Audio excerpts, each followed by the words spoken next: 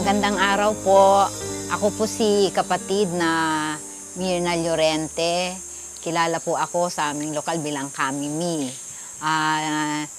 Nakatala po ako dito sa lokal ng Northern Hills, distrito ng Tarlac City, Tarlac po. Ako po ay natapos ng kurso na Bachelor's Degree in Chemical Engineering. Sa kasalukuyan po ay retired government employee na po ako. Bago po ako naging kaanib sa Iglesia ni Cristo, lumaki po ako na Katoliko, ang aking mga magulang at lahat ng mga kamag-anakan namin ay Katoliko. Una ko pong narinig ang tungkol sa Iglesia ni Cristo nung ako po ay pumasok sa trabaho sa Tarlac Water District. Yun pong karamihan po sa mga kasamahan ko sa trabaho. Kasama na po ang aming general manager noon ay Iglesia ni Cristo po. So naaanyayahan po ako na sumama sa kanila sa mga tinatawag na pamamahayag. Ang tanda ko po ay nung nasa pamamahayag ako, parang wala pa po sa isip ko yung mga narinig kong mga aral, kung ano po yung tinalakay noon. Parang wala lang po sa akin. Parang ang dumalo lang po ako dahil sa paanyaya. Siyempre, nung mga una na po yung aming general manager. Dahil po sa malimit na pakikinig nga, maski umiiwas po ako, hindi rin malimit po talaga akong imbitahan. Unti-unti na liliwanagan ko po yung mga aral. So, yun po yung naging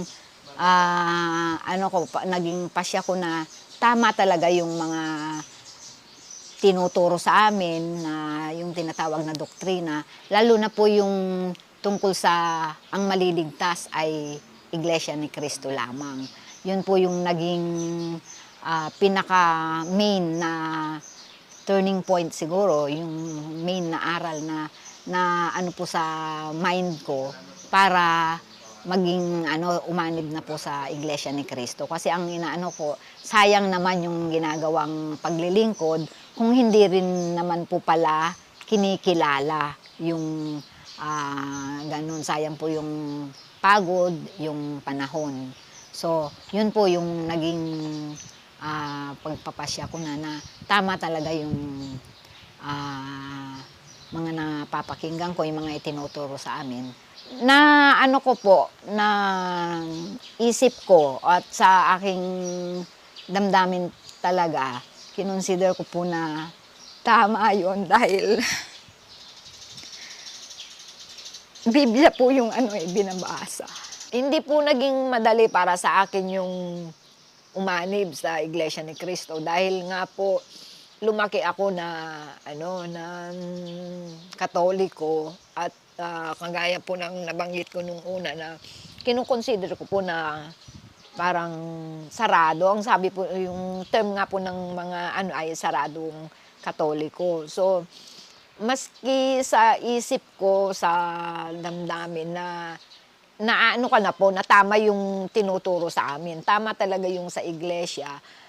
Meron pong part ng aking mind na nire-reject ko po.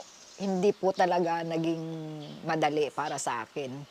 So, hanggang sa, yun nga po, finally, na na-decide ko na rin po na tama talaga at high time, panahon na umanib ako sa Iglesia ni Cristo. At ang ko din po siguro, tinatawag na rin po ako na sa iglesia.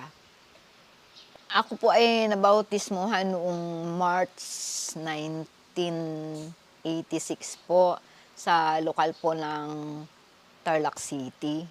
Nung araw po na ako'y binautismohan, ang nararamdaman ko po ay masaya po ako. May mixed emotions na parang, yun nga, nagagalak ang aking puso, maligaya. At dahil alam ko po na ako'y officially mapapabilang na po ako sa mga may karapatan na maligtas pagdating po ng araw. Pagkatapos po ng aking bautismo, ang dalangin ko po talaga ay mapanindigan ko po ang aking pagiging Iglesia ni Cristo. Dahil po ang aking mga magulang, mga kapatid ay hindi sila Iglesia ni Cristo, makayanan ko yung mga pag-uusig kung sakali mang bawalan nila ako, ay hindi po sila magtatagumpay. Ang pangako ko po sa ating Panginoong Diyos at sa ating Panginoong Hesukristo, maglilingkod po ako hanggang sa wakas. Hindi ko po pababayaan ang mga tungkuling ipinagkatiwala sa akin.